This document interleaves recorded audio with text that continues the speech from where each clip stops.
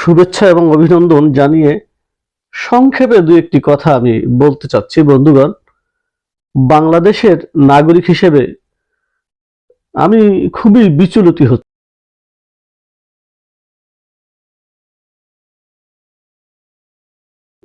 যে আসলে আমরা কি করব, কোন পথে যাব, কি করা উচিত। সেটি প্রত্যেকটি সেক্টরেই একেবারেই একটি হযবরল অবস্থা চলছে। প্রথমত যদি আমি বলি, একেবারেই খোলামেলা বলবো, সেটি হলো যে আমরা আওয়ামী লীগকে খুব খারাপ বলেছি। ভালো কথা, আওয়ামী লীগকে খারাপ, আওয়ামী লীগকে ছাত্র জনতা, এরপরে বিএনপি, জামাত সবাই মিলে আমরা আওয়ামী লীগকে বিতাড়িত করেছি। এখনো খারাপ বলছি, তাদের বিরুদ্ধে অ্যাকশনে যাচ্ছি। কিন্তু আওয়ামী লীগ পতন হওয়ার পরে আমরা যেটি দেখতে পাচ্ছি যে এই নতুন উপদেষ্টার মধ্য দিয়ে দেশটি পরিচালিত হচ্ছে। সেখানেও দেখা গেছে যে উপদেষ্টারা এখন খারাপ। উপদেষ্টাদের বিভিন্নভাবে আমরা বিভিন্ন অ্যাঙ্গেলে বিভিন্ন দিক দিয়ে সমালোচনা করছি।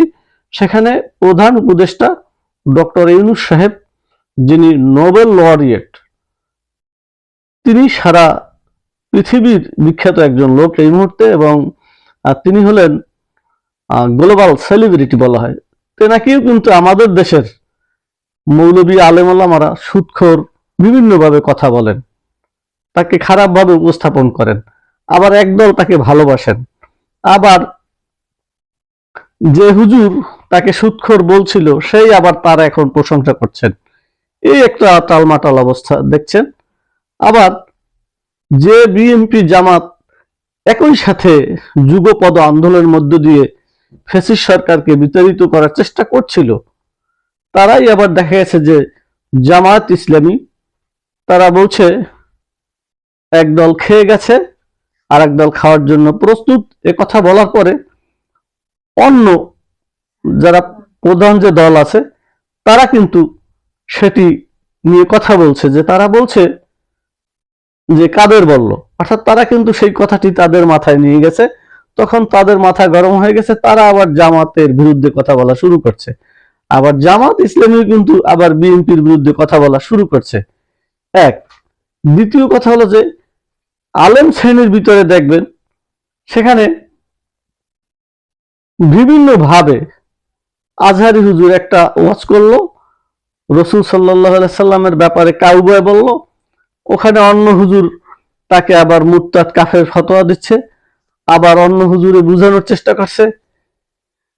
আবার কেউ বলছে যে সুদ হারাম, তাহলে কোরআনে কোথায় লেখা আছে দেখান। মানে যা ইচ্ছে তাই, যার যে বিভিন্ন জায়গায় ইচ্ছে মতো করে একেবারে হযবরল একটি পরিস্থিতির মধ্য দিয়ে ফতোয়া দিচ্ছে। অর্থাৎ এই জাতির সবাই বুদ্ধিজীবী এবং সবাই যার যার পারফরমেন্স বিভিন্নভাবে শো করছে। এই যে একটি হযবরল পরিস্থিতি, ওদিকে ডক্টর ইউনূস সাহেব প্রধান উপদেষ্টা, ওনার কাছে গিয়ে নিউ এজের সম্পাদক, যিনি একজন প্রতিষ্ঠিত সম্পাদক, তিনি গেলেন, তিনি গিয়ে জিজ্ঞেস করলেন, উনি বলছে যে আমি তো পারছি না, হয়তো জনগণের কাছে পৌঁছছে না। এই যে একটি বিক্ষিপ্ত অবস্থা, অর্থাৎ কংক্রিটলি কোনোভাবেই যাচ্ছে না, আসলে আমরা কোথায় যাচ্ছি। এরপরে উপদেষ্টা এক একজন এক একভাবে বলছে, আন্দোলন হচ্ছে।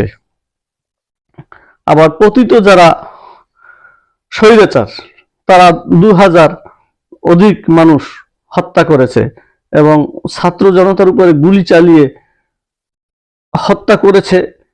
এমনও বিভৎস ছবি দেখা গেছে যে গুলি মাথায় লেগে এপাশ দিয়ে বের হয়ে গেছে, মাথার খুলি ঝুলছে, রক্তে রঞ্জিত হচ্ছে, তার আর এক সহপাঠী তাকে তুলে নিয়ে যাচ্ছে। এই যে করুণ হৃদয় বিদারক দৃশ্য দেখলে সহ্য করার মতো যায় না। সে নিয়ে তাদের আবার কোনো অনুভূতি নেই বা তাদের কোনো অনুশোচনা নেই।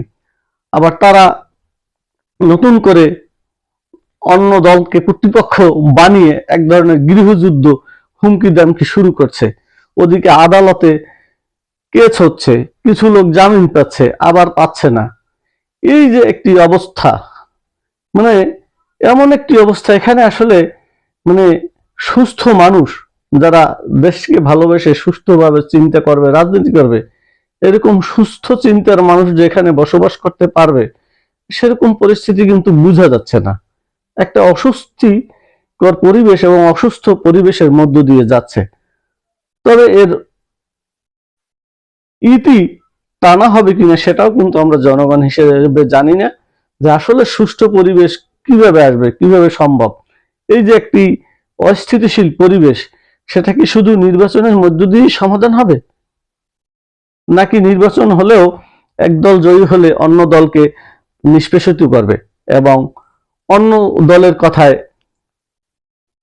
কোনো কাজ হবে না, এখানেও দলাদলি, নিষ্পেষণ, চাঁদাবাজি, রাহাজানি এগুলি চলবে। ইতিমধ্যেই পুলিশের আইজিপি তিনি বলেছেন যে কেউ কারো কথায় সব আইন শৃঙ্খলা বাহিনী চলবে তা তো হতে দেওয়া যায় না। তাহলে তো আগের 15 বছর কি করছিল সেটাও তো সমান ছিল। এই যে বিভিন্নতর কথা, অর্থাৎ একে অপরের সমালোচনা করলেও কর্তৃপক্ষ হয়ে যাচ্ছে একেবারে সাধারণ পর্যায় থেকেই। মানে কোনো ধরনের সহিষ্ণুতা বাঙালি জাতির ভিতরে নেই বললেই চলে।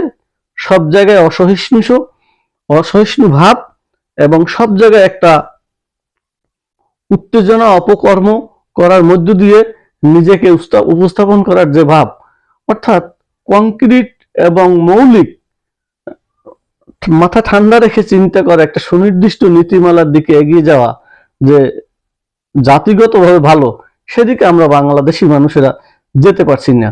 যে যার জায়গা থেকে বিভিন্নভাবে কাজ করে যাচ্ছি। পাশাপাশি বিশ্বায়নের যুগ, গ্লোবালাইজেশনের যুগে আমাদের কিন্তু জ্ঞান, বিজ্ঞান, চিন্তা, চেতনা সবকিছুতেই সমানভাবে পারদর্শী হতে হবে। ওদিকে আর এক শ্রেণীর আলেম মৌলবী হুজুর আছেন, এনারা শুধু আলেম মৌলবী এইসব বিষয় নিয়েই, মানে শুধুমাত্র কোরআন হাদিস এইসব বিষয় নিয়ে ওনারা মত্ত হচ্ছে এবং এর বাইরে কোনো কিছু কনফ্লিকশন হলেই সেগুলিকে তারা তুড়ি মেরে উড়িয়ে দিচ্ছে। এখানে তুড়ি মেরে উড়িয়ে দেওয়া সম্ভব না সবকিছু। এর কারণ হচ্ছে যে গ্লোবাল ভিলেজের আপনি একটি অংশ, আপনি একটি পার্ট।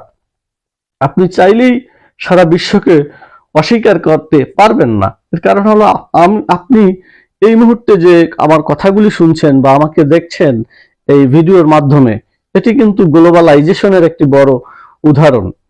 এটি কিন্তু একটি আধুনিক বিজ্ঞানের উৎকর্ষার ফলাফল।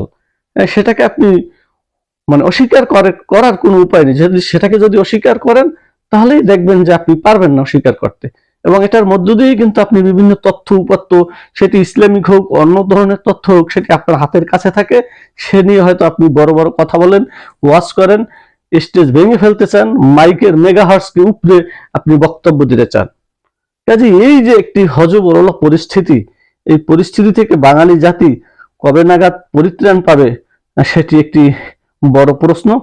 কাজেই আসুন বন্ধুগণ, আমরা বাংলাদেশি মানুষ হিসেবে দেশের ভালোর জন্য, দেশ মাতৃকাত্তরে সুন্দর এবং সুষ্ঠুভাবে যে কোনো দাবি দেওয়া হোক না কেন, যে কোনো আমাদের চাওয়া পাওয়া হোক না কেন, একটি সুনির্দিষ্ট নীতিমালার দিকে এগিয়ে নিয়ে যাওয়ার জন্য যারা পারবেন, যাদের সেই জাতীয় সমর্থ মেধা আছে, অথবা এখন যেহেতু কোনো পলিটিক্যাল গভর্নমেন্ট নেই, এরা যদি একটা কোনো চেষ্টা করেন, সেরকম ভালো কিছু হয়, তাহলে আমরা সেই দিকে সহযোগিতা করে আমরা এগিয়ে নিয়ে যাব দেশকে। সেই শুভকামনা রাখছি। এবং এই হানাহানি, একে অপরের বিরুদ্ধে বক্তব্য দেওয়া, একে অপরকে নিষ্পেষিত করা, অপরাজনীতি থেকে বেরিয়ে আসুন এবং ইসলামিক যে কালচার, সেই ইসলামিক কালচারকে অপকালচারে পরিণত যেন না হয়, সেদিক থেকে আমরা যেন বেরিয়ে আসি। সবাই ভালো থাকবেন, সুন্দর থাকবেন। আল্লাহ হাফেজ।